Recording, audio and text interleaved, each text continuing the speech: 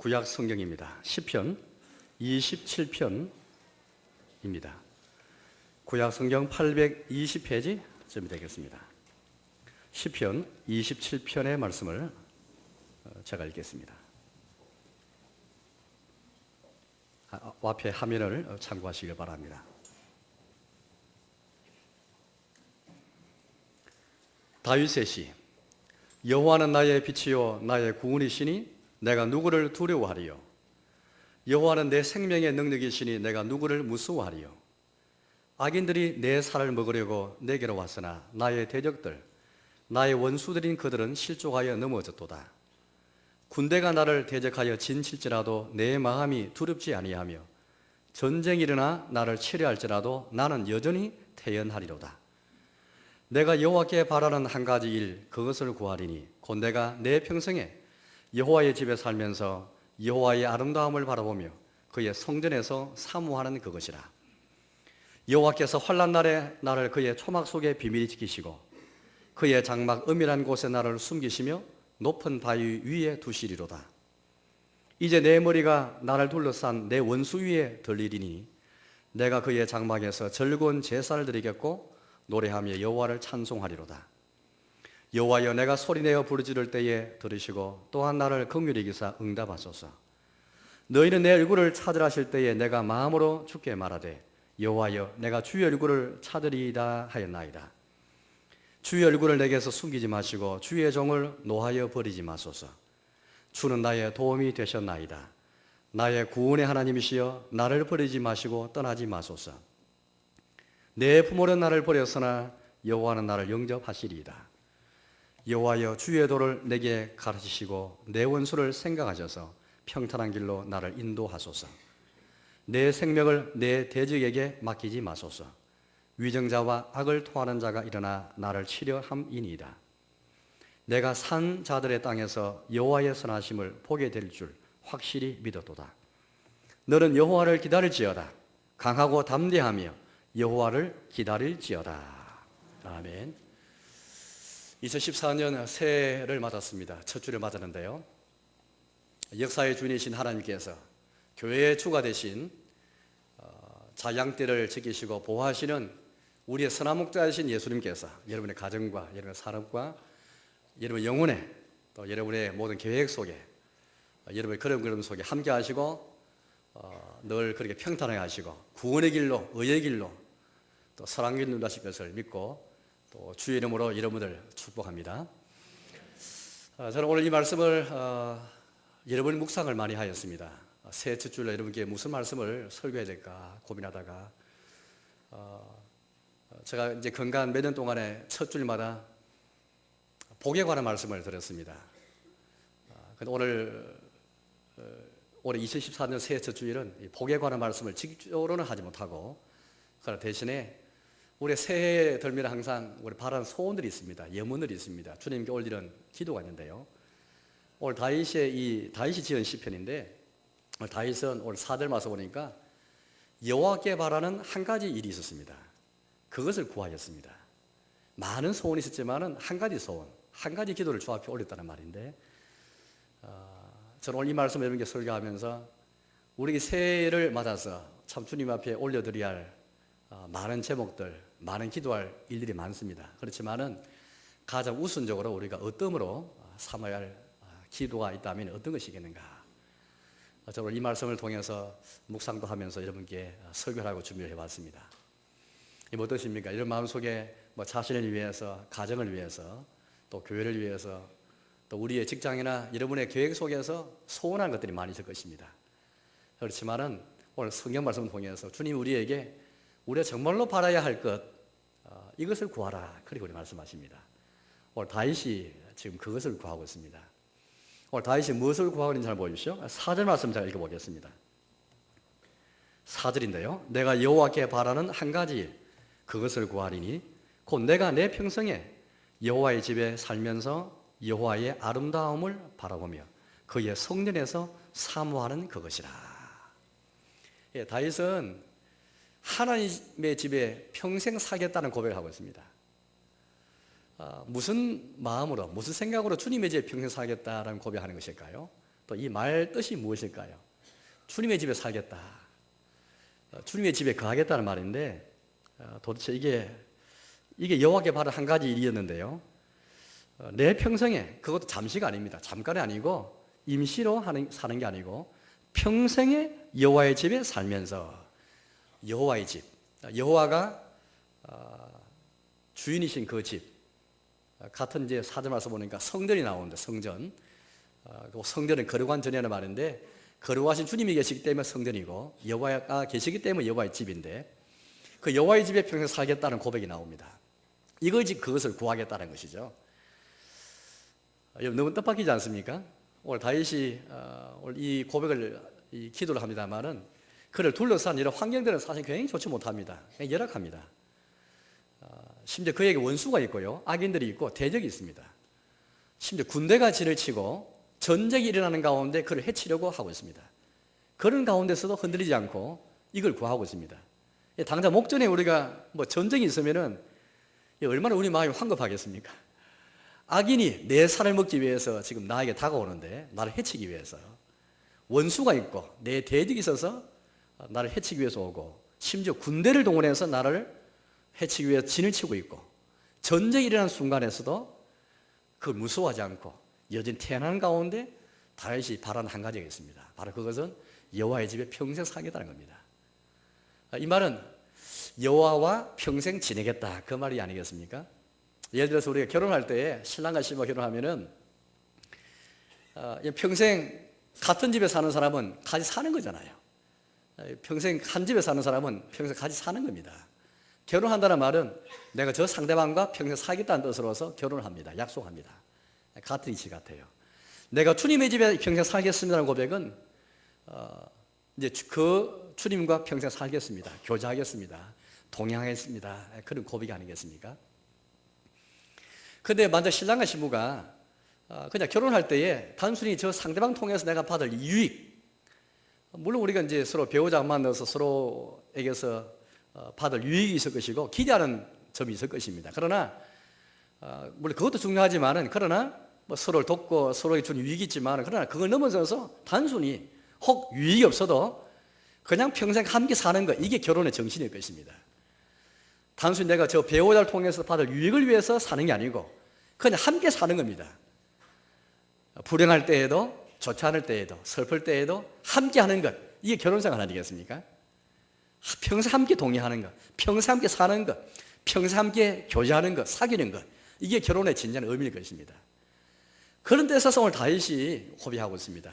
내가 여호와께 바라는 한 가지, 내가 주님의 집에 평생 살겠습니다. 살면서 여호와와 평생 함께 하겠습니다. 지내겠습니다. 여호와와 동행하겠습니다. 여호와와 교제하겠습니다. 이런 고백입니다. 근데 여러분 만약에 신랑과 신부가 만약 살면서 그냥 사는 게 아니고 그냥 살면 무미건조할 수가 있습니다. 근데 그냥 사는 게 아니고 신랑과 신부가 서로를 사랑하면서 서로의 아름다움을 사모하면서 설레는 마음으로 산다면 얼마나 황홀할까요? 얼마나 환희에 찬 신혼생활처럼 그런 삶이 결혼생활이 이어질 것입니다. 오늘 다윗도 마찬가지인데요. 오늘 다윗이 왜 여호와의 집에 평생 살겠습니다, 이걸 구하겠습니다, 왜 고백하냐면은 사절 이어서 그렇게 우리에게 말씀하는데요. 사절의 그 후반절 말씀을 보십시오. 여호와의 아름다움을 바라보며 그의 성전에서 사모하는 그것이라. 신랑과 신부가 설레는 마음도 없이 서로의 아름다움을 흠모하거나 또 그렇게 사모하는 마음도 없이 산다면 굉장히 삭막할 것입니다. 사막에 사는 것처럼 그렇게 사는 삶이 될지도 모르겠습니다. 만약 우리가 주님의 집에 산다 할 때에 주님의 아름다움도 없고 마치 신부로서 신랑을 향한 신랑의 아름다움 혹은 신랑의 측면에서 본다면 신부의 아름다움이 있어가지고 이걸 바라보면서 사모하는 마음이 없으면 굉장히 무미건조할 것 같아요. 그런데 오늘 다윗은 주의 집에 살겠다는 이 결심을 하면서 그 이유가 나와 있는데 여호와의 아름다움을 바라보며 그의 성전에서 사모하는 그것이라. 주님의 아름다움을 바라보면서 주의 아름다움을 사모하면서 이것 때문에 주의 집에 평생 살겠습니다, 이 고백이 나오고 있습니다. 다윗이 처한 환경을 다시 한번 생각해 보십시오. 그냥 이런 아무런 환경이 그냥 좋고 평탄하고 이래서 다윗이 그냥 좋은 환경이니까 이렇게 고백이 나왔을 것이라고 생각할지 모르겠는데 전혀 그렇지 않습니다. 2절 말씀 보십시오. 악인들이 내 살을 먹으려고 내게로 왔으나 나의 대적들 나의 원수들인 그들은 실족하여 넘어졌도다. 다윗 주변에 악인들이 있습니다. 악한 사람이 있다는 말이죠. 대적이 있습니다. 원수들이 있습니다. 물론 실족에서 넘어지긴 했지만은 실족에서 넘어지기까지는 굉장히 다윗에게 위협적인 존재입니다. 악인, 대적, 원수들. 내 살을 먹기 위해서. 내 살을 먹는다 말은 이제 이게 비유인데 정말 나를 해치기 위해서, 나에게서 뭔가 빼앗기 위해서 내 생명을 노리고서 다가오는 겁니다. 심지어 3절 말씀 보니까 3절 말씀 보십시오. 군대가 나를 대적하여 진칠지라도 내 마음이 두렵지 아니하며 전쟁이 일어나 나를 치료할지라도 나는 여전히 태인하리로다. 심지어 군대를 동원해서 나를 해치려고 진치고 있고 전쟁이 일어나는 가운데 있습니다. 전쟁을 일으켜서까지 나를 해치려는 가운데 있습니다. 이 진단 여러분 마음이 그냥 흔들리지 않겠습니까? 굉장히 불안합니다. 황급하게 어디 정신이 없을 것입니다. 그런데 뭐라 말하고 있습니까? 다윗이 1절도 마찬가지인데 1절에도 보니까 내가 누구를 두려하리요 내가 누구를 무서워하리요 이런 고백이 나왔고 또 3절 또 말씀 보니까 내 마음이 두렵지 아니하며 나는 여전히 태어나려다 이런 고백이 나옵니다. 누가 전쟁 한복판 했는데 원수가 있는데 대적이 지금 나를 치기 위해서 오는데 군대를 동원해서 진치고 있는데 어떻게 무섭지 않을 수 있겠습니까? 어떻게 걱정이 엄습하지 않을 수 있겠습니까? 어떻게 여러분들 내 마음이 떨지 않을 수 있겠습니까? 다윗이 무슨 배짱으로 아주 용맹스러운 장군처럼 다윗이니까 다윗이 장군이니까 다윗이 또 특별한 사람이니까 그래서 그렇다 생각할 수 있는데 그렇지 않습니다. 다윗은 우리가 똑같은 그런 사람이었습니다. 다윗 역시 죄를 지은 사람이고 남을 해치기도 한 사람이고 배신당해 본 사람이기도 하고 금방 이러면 다윗이 목동으로 살다가 금방 왕위에 오른 왕이 아니었습니다. 왕으로 택함 받았지만은 기름 부음까지 받았지만은 금방 왕이 된 게 아니고 그의 삶에 펼쳐진 것은 굉장히 고생이었습니다. 고난의 나날이었지 않습니까? 오랜 세월 끝에 마침내 왕자가 오르게 되었지 금방 그렇게 된 것이 아니었습니다. 다윗도 우리처럼 똑같이 자기 아들에게 배신당하기도 하고 자기 신앙에서 배신당하기도 하고 자기 장인과에게 추격당하기도 하고 인생의 그런 쓴맛을 다 경험해본 그런 사람이었습니다. 지금 이 상황도 그와 유사한 상황입니다. 군대가 진을 치고 전쟁이 일어나고 그런 가운데서 왜 다윗이 무슨 배짱으로 내가 여전히 태어나리로다 내가 누구를 무서워하리요 내가 두렵지 아니하며 어떻게 이런 고백이 나오겠습니까? 이런 고백 속에서 나온 게 내가 여호와께 바란 한 가지 곧 그것을 구하리니 내 평생에 여호와의 집에 살면서 여호와의 아름다움을 바라보며 그의 성전에서 사모하는 그것이라. 어떻게 해서 이런 고백이 가능하겠습니까? 어떻게 해서 이런 열악한 상황 속에서 주님의 집을 사모하면서 주의 집에 살겠습니다. 주의 집을 바라보면서 지금 마치 순례자가 말이죠. 이스라엘의 순례자가 예루살렘 성전에 있는 하나님의 집에 있는 시온을 향해 가고 있습니다. 자기 집을 떠나가지고 걸어서 지금 여행을 하고 있습니다. 여행하는 가운데 얼마나 여러분들 눈물 골짜기를 지나야 할 때도 있습니다. 골짜기를 지나고 사막을 지나기도 하고 험악한 그런 곳을 지나가기도 하고 혹은 강도때의 위험을 당할지도 모르겠습니다. 이런 모든 위험들, 이런 골짜기들, 이런 평탄히 못한 길을 다 넘어서서 그가 바라본 것은 시온입니다. 그의 마음을 시온을 향한, 이 시온은 주님의 집이기 때문에 여호와의 집을 사모하면서 여호와의 집에 평생 살겠습니다라는 고백을 하면서 시온을 향한 대로가 있는 겁니다. 당장 걸어가는 것은 눈물 골짜기인데 가시밭길인데 시내가 있고 너무한 산이 있는데 불구하고 그의 마음에는 시온을 향한 대로가 있는 겁니다. 대로, 큰 길이 있는 겁니다. 오직 시온을 향한 대로를 생각하면서 쭉 나가는 겁니다. 그걸 연상하시면서 오늘 이 다윗의 이 고백을 가만히 새겨보세요. 오늘 다윗이 어떻게 해서 무슨 배짱으로 이런 열악한 상황 속에서도 주의 집에 평생 살겠습니다. 무슨 고백하게 되는 것일까요? 여호와의 아름다움을 그가 알기 때문입니다. 주님의 아름다움을 경험했기 때문에 또 이 아름다움을 경험했을 뿐 아니라 지금 당장 현실은 이 아름다움이 당장 나타나지 못한다 할지라도 그 아름다움을 믿음으로 바라보면서 기다리면서 강하고 담대한 가운데 주님이 반드시 자기의 선하심을 나타내 보일 줄을, 자기 아름다우심을 나에게 보여줄 줄을 믿으면서 기다리면서 시온을 향한 대로를 걸어가는 사람입니다. 오늘 다윗이 어떻게 해서 주님의 아름다움을 경험했을까? 그가 경험한 여호와의 아름다움이 무엇일까를 가만히 한번 보여주시오. 오늘 이 시편을 보시면은 정말 시인데, 인간의 모든 감정이 이렇게 마치 동물이든 사람을 해부해가지고 속속들이 우리의 모든 이 마음을 속속들이 다 그렇게 드러내듯이 해부대에 말입니다. 모든 장기와 모든 속이는 것들이 다 해부를 위해서 다 드러나있듯이 오늘 시편 읽어보시면 우리의 모든 마음의 감정들, 우리 마음이라는 모든 감정이 다 지금 노출되어 있습니다. 다 나타나 있습니다. 오늘 이 다윗이 경험한 주님의 아름다움이 무엇일까요? 1절 말씀 보십시오. 이렇게 고백합니다. 1절입니다. 여호와는 나의 빛이요 나의 구원이시니 내가 누구를 두려워하리요. 여호와는 내 생명의 능력이시니 내가 누구를 무서워하리요. 여호와가 자기의 빛이라고 고백하고 있습니다. 내 구원이시라고 고백하고 있습니다. 내 생명의 능력이시다고 고백하고 있습니다. 이것이 그가 경험한 주님의 아름다움입니다. 주님이 이 흑암 같은 세상에서 추력 같은 세상 속에 주님만이 나의 빛입니다. 주님만이 나의 이 환난에 처해 있는 나에게 구원이십니다. 죽음이 위협받고 있지만은 그러나 주님이 내 생명의 능력이 있습니다. 이게 주님의 아름다움이에요. 그가 경험한, 다윗이 경험한 아름다움입니다. 더 구체적으로 한번 보여주시오. 10절 말씀 보여주시오. 10절을 제가 읽어보겠습니다. 내 부모는 나를 버렸으나 여호와는 나를 영접하시리이다. 세상에 어느 부모가 자식을 버릴 수 있겠습니까? 그러나 혹 그런 일도 있을 수가 있습니다. 어제 뉴스 보니까 우리나라에도 연간 약 12만 명의 고아가 나오고 있고 또 약 2만 명 이상은 거꾸로 입양된 해외에서 법적인 진료를 받아가지고 다시 한국으로 추방된 수가 2만 명 이상 된답니다. 그걸 뉴스 들었습니다만은 이제 부모가 혹 버릴 수가 있습니다. 그런데 보십시오. 주님의 아름다움이 무엇입니까?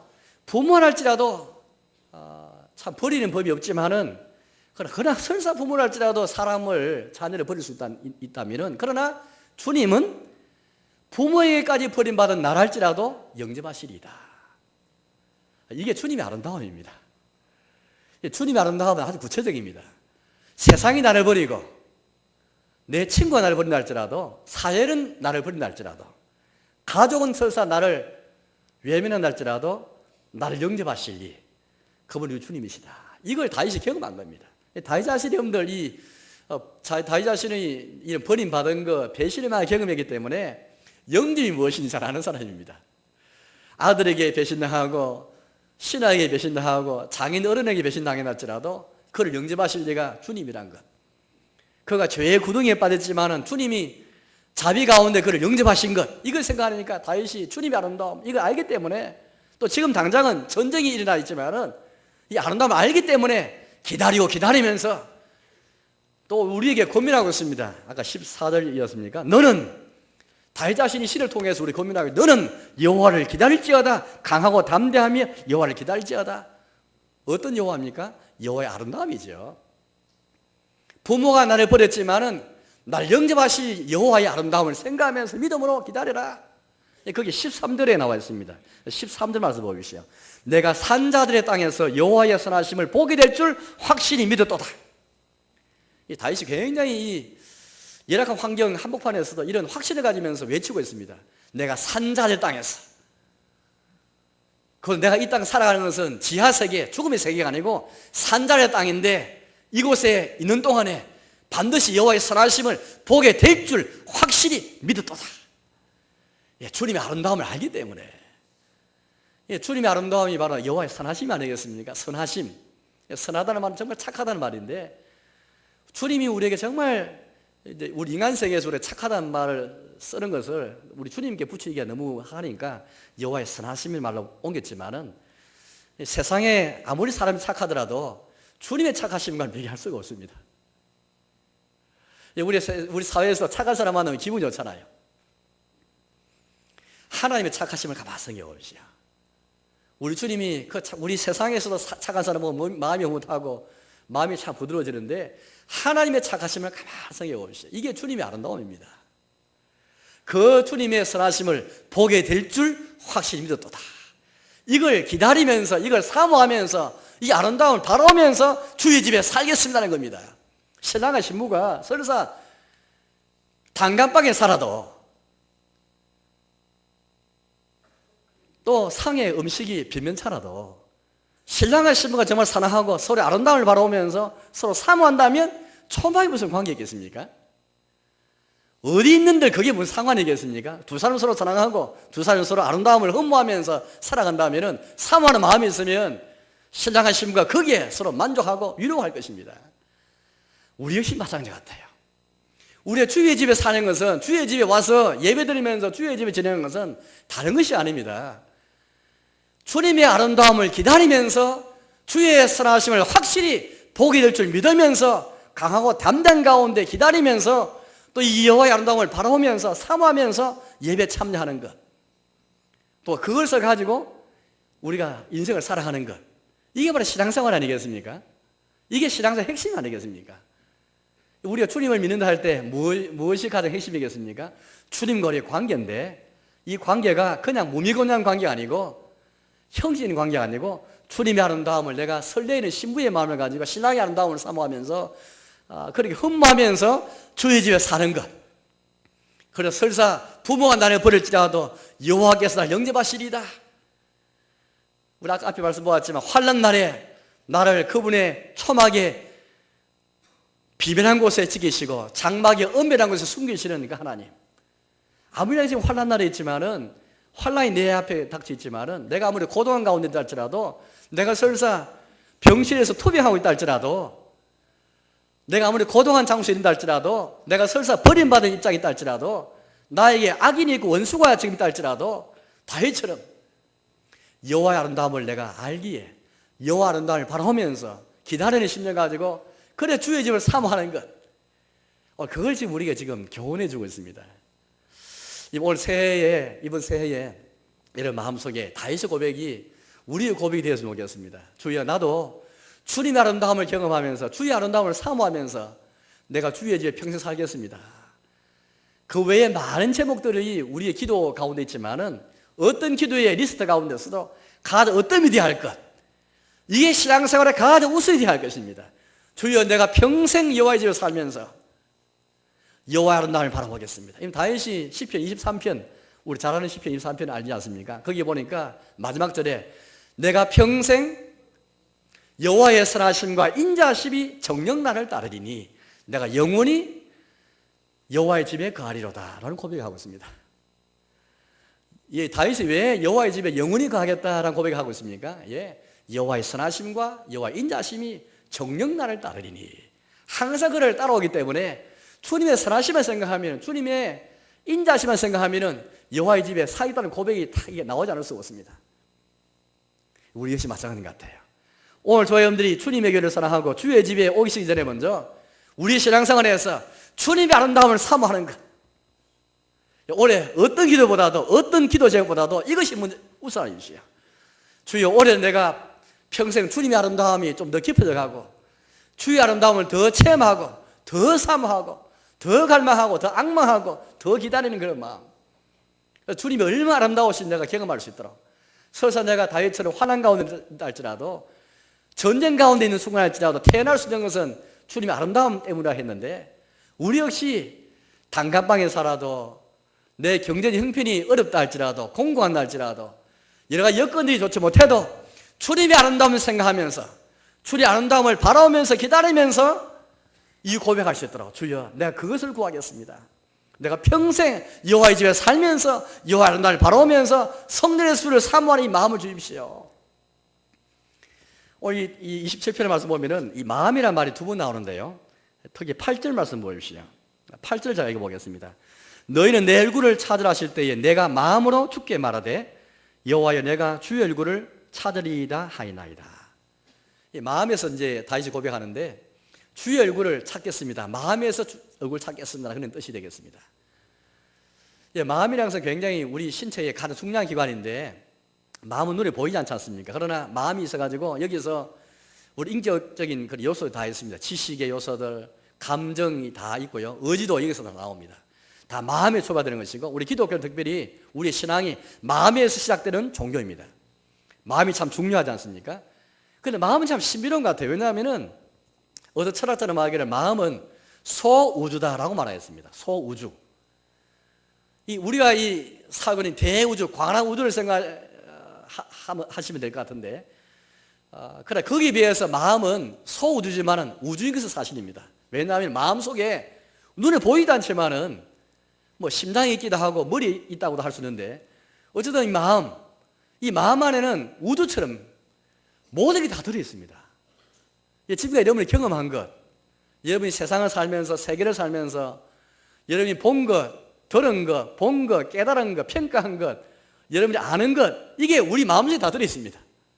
역사도 들어있고, 현상도 들어있고, 어떤 사물, 여러분 계획도 들어있고, 여러분 꿈도 우리 마음속에 들어있습니다. 마치 마음은 창문처럼 이 마음의 창을 통해서 모든 걸 다 보기도 하고, 생각하기도 하고, 알아가기도 하고, 마음이 꼭꼭 두기도 하고, 심지어 내가 감정을 겪은 감정도 내 마음에 숨어있고, 어떤 계획도 내 마음에 들어있고, 내가 바라본 그 세계의 모습도 내 속에 들어가 있습니다. 지금까지 살아왔던 모든 인생의 걸음걸음들, 그 모든 것들이 면면들이 다 내 마음에 들어가 있습니다. 그러면서 마음은 소우주와 똑같은 것 같아요. 그런데 이 소우주 같은 이 마음에, 그래서 우리 마음에서 사물을 판단하게도, 현상을 바라보고, 또 이 마음에서 모든 생각하고 바라보고 뭐 계획을 세우지만, 그러나 이런 마음 속에 하나님께서 먼저 계셔야 됩니다. 주님의 아름다움이 내 안에 계셔야만, 마치 내가 마음으로 주의 얼굴을 찾으리다라고 고백했는데, 주의 얼굴을 마음에서도 주의 얼굴을 찾으면서 그 주님이 내 마음 가운데 계셔야 됩니다. 내 마음에서 주님의 아름다움을 경험해야 된다, 그 말입니다. 3절에도 그 마음이라는 말이 나오는데요, 3절 말씀 보십시오.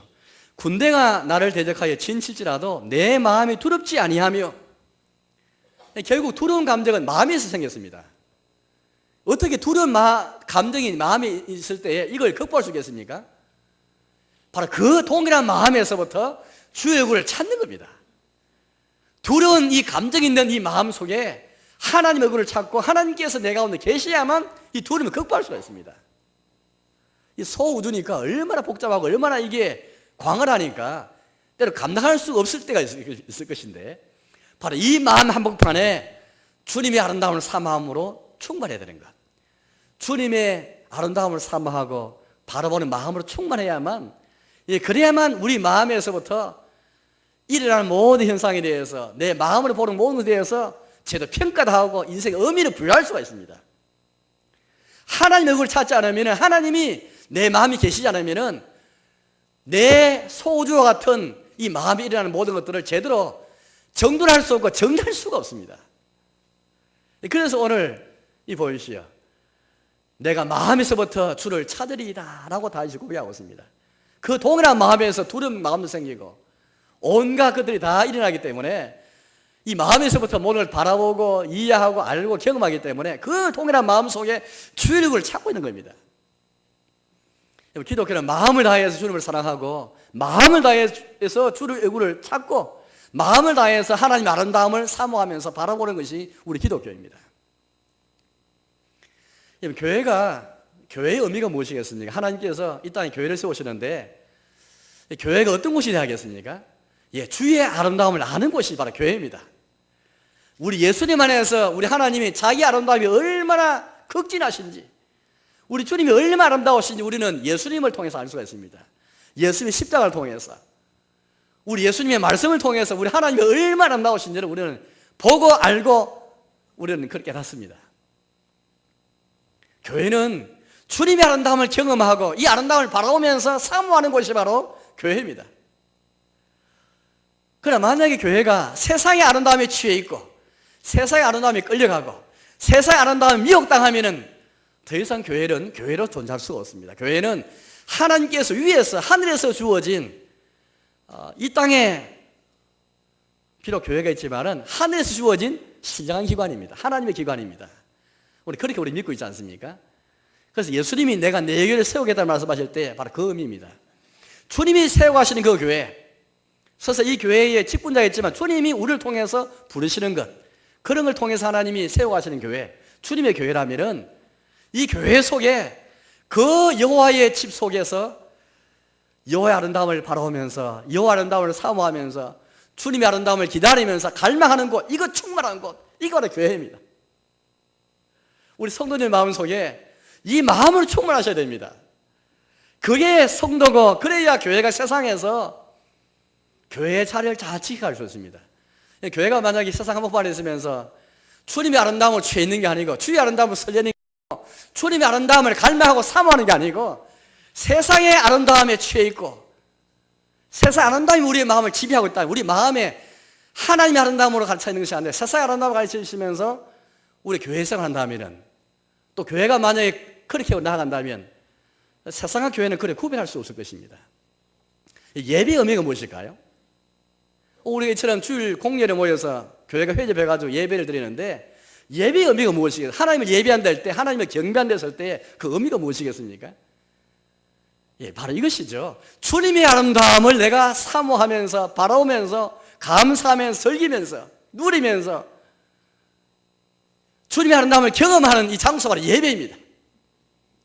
기도 순서를 통해서 찬송을 통해서 설교를 들으면서 모든 각 순서마다 이 순서를 통해서 주님의 아름다움을 만끽하는 것. 또 한편에 우리가 주님의 아름다움 앞에 우리 자신을 생각하면 너무나 누추하기 짝이 없습니다. 우리는 참 너무 더러운, 주님의 아름다움 앞에 우리는 감히 설 수 없는, 주님의 아름다움을 생각한다면, 주님의 빛나는 아름다움을 생각하면 우리는 감히 그 앞에 신발 푸는 것도 저리 감당할 수 없는 그런 자가 아니겠습니까? 우리의 누추함에도 불구하고 우리의 더러움에도 불구하고 주님이 우리를 이 교회 안에 부르시어서 자기 아름다움을 우리에게 깨닫게 하시고 보여주시고 예수님 안에 있는 아름다움을 우리에게 선사해 주셔서 그 아름다움을 사모하게 하신 우리 하나님, 동시에 우리의 죄인을 생각하면, 우리 누추함을 생각하면 조합이 나올 수 없지만, 그러나 우리 같은 죄인들에게도 하나님이 이 아름다움을 바라보게 하시고 이 아름다움 때문에 너무나 감사해서 절굳게 우리가 나와서 경배하고 예배드리게 하시고, 이 예배소에 이게 우리가 나타나야 되는 겁니다. 우리의 공예배소에 나타나야 됩니다.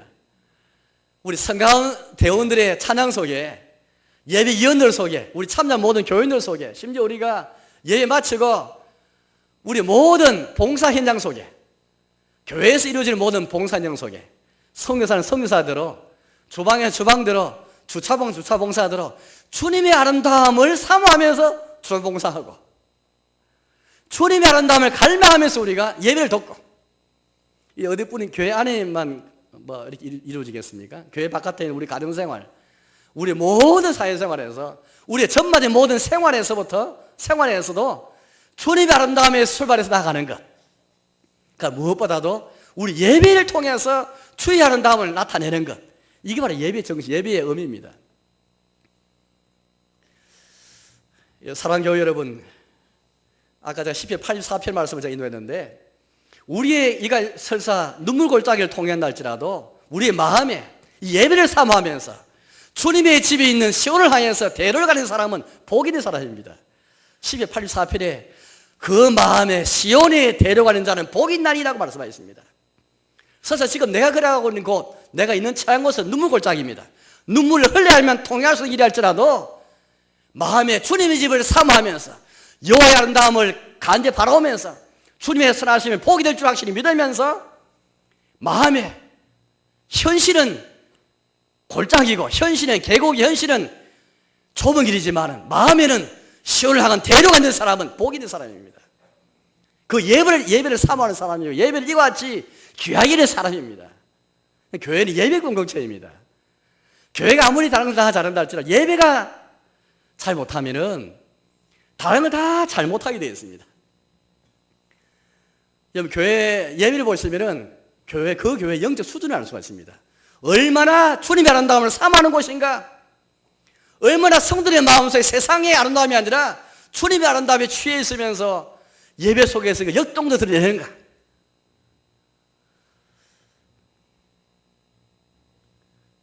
우리 예배를 통해서 우리 영적 수준이 어떤 것인지를 판단할 수가 있습니다. 심지어 이제 그 나아가서 우리의 삶을 살아야 되는데, 우리의 삶이라는 것은 그 교회 예배의 상을 능가할 수가 없습니다. 이제 우리의 삶을 신자로서 주님을 기쁘게 하는 삶, 바른 삶, 어려운 삶, 하나님 자녀로서 바른 삶을 다 사용을 할 것인데, 우리가 드리는 예배 이상을 능가할 수가 없다는 겁니다. 우리가 드리는 예배는 영적 수준을 능가할 수 없고, 우리의 삶은 예배 이상을 능가할 수가 없습니다. 예배 분위기를 바뀔 수 있습니다. 예배 순서도 바뀔 수 있고요. 그런데 여러분, 예배를 갱신해야 한다는 말 쓰는데, 겉으로는 예배의 분위기를 바꾼다든지, 이것도 중요하지만, 그러나 더 중요한 것은 예배의 분위기, 예배의 순서보다 더 중요한 것은 우리의 마음의 여호와의 아름다움을 사모하면서 주님의 아름다움을 우리가 바라보고 있는가? 우리의 마음의 여호와의 아름다움을 구하면서 기다리고 있는가? 주의 선하심을 보게 될 줄 확실히 믿으면서 기다리면서 믿음으로 나아가는가? 마음의 시온을 향한 대로가 있는가? 이런 사람이 복된 사람이고, 그래 예배가 갱신되어집니다. 예배를 새로 하려고 해서 예배 분위기를 바꾸는 게 아니고, 그건 차후의 일이고, 예배 순서 바꾸는 게 아니고 우리 마음이 바뀌어야 되는 것입니다. 우리 마음에서도 먼저 환난 날에서도 부모의 나를 버린다 할지라도 여호와께서 나를 영접하실 주님의 선하심과 아름다움을 사모하면서 나가는 것, 그걸 믿음으로 바라보는 것, 이거 충만했는가? 이런 여호와 아름다움으로 예배를 드린 다음에 교회 문을 차고 박차고 세상 향해 나아갈 때에 주의 군사로서 살아갈 수 있지, 그러한 삶을 살 수 있는 용맹스러운 군사로 나아갈 수 있지, 우리 예배에서만 여호와 아름다움을 체험하지 못하면 금방 우리는 세상 나가자마자 세상의 아름다움에 매료되면서 세상의 유혹 앞에 넘어지게 되어 있습니다. 예배의 계획 없이, 예배 경신이 없이는 주님의 교회의 영광을 회복할 수 없고, 교회의 영광을 회복할 수 하지 않고서는 우리의 삶의 거룩은 나타날 수가 없습니다. 먼저 시작은 내 내면에서, 내 마음에서부터 하나님의 아름다움을 경험하는 것입니다. 신랑 신부가 마치 마음에서부터 서로 아름다움을 사모하면서 바라면서 사랑할 때에 서사 그대 환경과 분위기 좋지 못한다 할지라도 결혼상을 든든히 이길 수 있는 것처럼 우리 신앙생활 역시 마찬가지입니다. 마음의 시온을 데려가 주십시오. 서서 내가 있는 장소가, 내가 걸어가는 길이 눈물골짜기이며 이곳에 통해야 한다 할지라도, 여기 산을 넘고 광야를 지나가는 인생의 실이 있다 할지라도 여호와의 아름다움을 바라보면서 시온을 향한 데려가는 사람, 그런 사람이 복된 사람이고, 이것을 오늘 다윗이 알았기에 여호와께 구하는 한 가지 일이었습니다. 이제 말씀 맺겠습니다. 여러분, 오늘 저희 여러분들이 세례 받아서 이런저런 소원들이 많을 겁니다. 그 많은 숱한 소원들 가운데서 제1번 가드 어떠며 써야 할 기도의 소원은 오늘 다윗의 소원, 다윗의 기도, 내가 여호와께 바라는 한 가지, 그것을 구하리니 내가 평생에 여호와의 집에 살면서 여호와 아름다움을 바라보며 그의 성전에서 사모하는 그것이라. 그럴 때에 우리 여러분들 다윗처럼 원수가 와도 대적이 와도 무서워하지 않고, 주님 나의 빛이시오, 나의 구원이시오, 내 생명이 너희시니 내가 누구를 두려워하리, 누구를 무서워하리요. 군대가 진을 친다 할지라도, 전쟁이 일어난다 할지라도 나는 여전히 태어나리로다. 주의 아름다움 있는 사람은, 그것을 충만한 사람은 어떤 환경에서도 태어날 수가 있습니다. 또 나아가서 여호와의 선하심을 보게 될 줄 확실히 믿으면서 담대하게, 강하고 담대한 가운데 그 아름다움을 기다리면서 나아갈 수가 있습니다.